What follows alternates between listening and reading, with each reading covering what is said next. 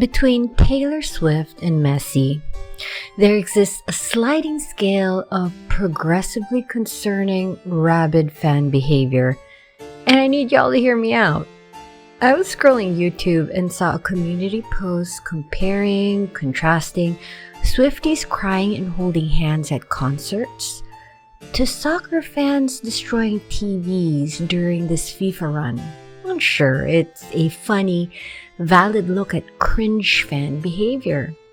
But y'all know that I have an Olympic gold in overthinking, meaning I skipped the gendering of the ick and noticed that the comparison, it's nothing but a distraction. Because between an Eras Tour sob fest and a spike in domestic violence incidents, there is an entire spectrum of increasingly problematic fanaticism that society decided to just normalize. Hey everyone, welcome back to Lo-Fi Apocrypha, where we talk about things that aren't that deep until they actually are. I'm your host, Mom Chalant, and today we aren't debating fandom gatekeeping or preachy behavior. Shocking, I know. We're asking why, at some point in the last handful of decades, we decided that being a fan wasn't enough.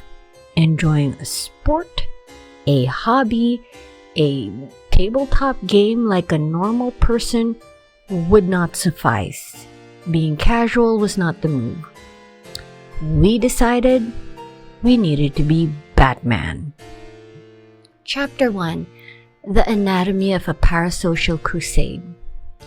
Brethren, let me show you how fandoms are becoming identities, which, it's a very nice way of saying that people have made Pokemon their entire personality.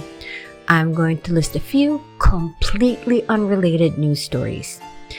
The fandom mails actual cow poop and funeral flowers to paper games because they dared to include a werewolf in the lineup of romanceable characters. Nintendo received no less than 39 death and bomb threats over Splatoon 3.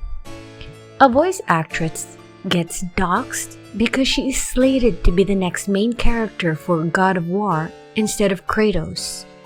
And someone spends their life savings just to get a glimpse of Justin Bieber scrolling YouTube at Coachella. Question: how many different psychological disorders did I just describe? Bruh. 1. Because all of these people believed that they were defending something they loved. But I don't think they were defending the thing. I think they were defending themselves. I mean, come on, guys.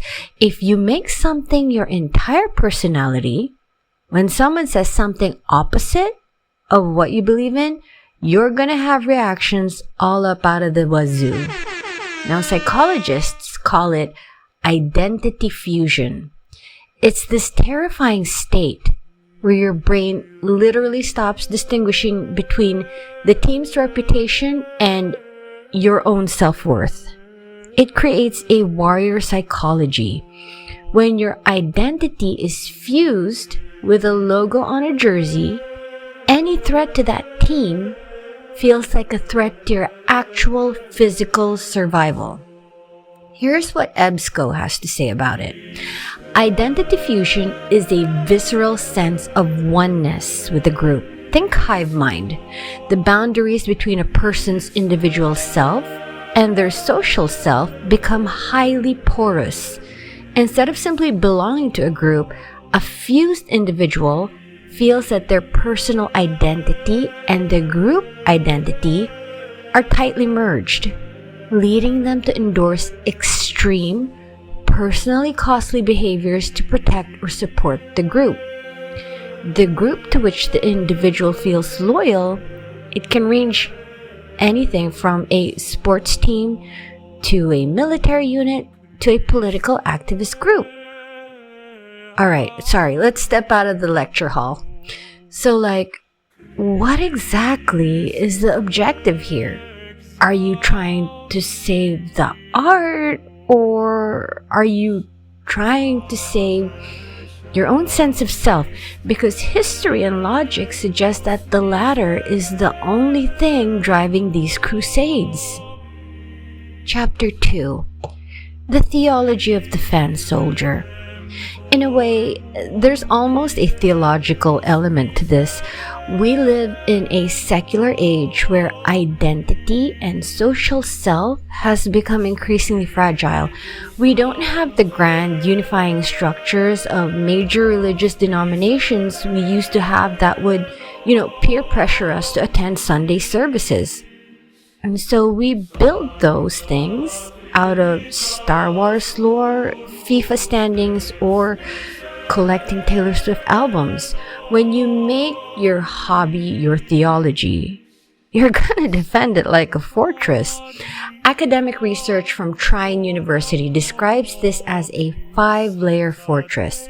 It's an environment that encourages high arousal behavior combined with community grievances and norms that expect and promote aggression. Think about all of those brawls happening between hooligans in soccer stadiums over this whole FIFA situation. You are aggressively arguing with people that you don't even know over the internet because they thought differently from you, because anything that is different from what you imagined is a threat to the architecture not only of the group that you support, but your own ego. And that, for someone who experiences identity fusion, that's a frightening thing. Conclusion: the apocryphal takeaway. The researchers suggested 13 different ways to make stadiums safer, like alcohol restrictions, better crowd flow, heightened security, you name it. Yes, it's very practical, but it reveals something sad, at least to me. To stop the violence and the nonsense, we have to essentially gentrify the passion out of the sport. We have to make stadiums feel more like museums than arenas. Is that the price of our modern secular need for tribal rituals? That we have to be monitored like prisoners just to watch a game? Like suddenly, it's like the Hunger Games. We have to be like watched 24/7 to make sure that we don't step out of line. It's almost as if the only way we can all safely enjoy whatever fandom we belong to is if it's filtered. And it becomes sterilized thanks to the weirdos who freaked everyone out and ensured we can't have nice things. The cryptid is definitely concerned. The universe remains complicated, the questions remain unanswered, and the mystery remains. But if you've felt like your quote-unquote participation in a fandom was never enough, hopefully this episode has persuaded you to think otherwise. Thanks for hanging out with me. This has been Mom Chalan. I'll see you in the next episode. Bye!